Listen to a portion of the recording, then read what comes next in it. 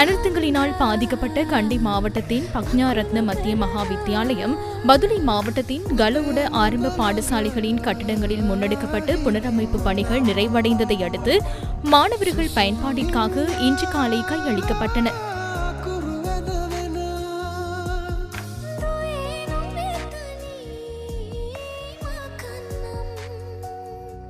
குருநாகல் விமல சுரேந்திர வித்தியாலயத்தின் கட்டடங்களும் மாணவர்களிடம் இன்று காலை கையளிக்கப்பட்டன. கண்டி மாவட்டத்தின் ரன்கமுவ ஆரம்ப பாடசாலை, பதுளை மாவட்டத்தின் நாரங்கல தமிழ் வித்தியாலயத்தில் புனரமைக்கப்பட்ட கட்டடங்கள் மாணவர்களின் பயன்பாட்டிற்காக இன்று பிற்பகல் கையளிக்கப்பட்டன. குருநாகல் துட்டுகெமுனு மத்திய மகா வித்தியாலயத்தின் கட்டடங்களும் மாணவர்களின் பயன்பாட்டிற்காக இன்று பிற்பகல் கையளிக்கப்பட்டன. LOLC வாழ்வின் சக்தி சமூக பணி திட்டம் எமது நாட்டு மக்களின் நலனுக்காக முன்னெடுக்கப்படுகின்றது.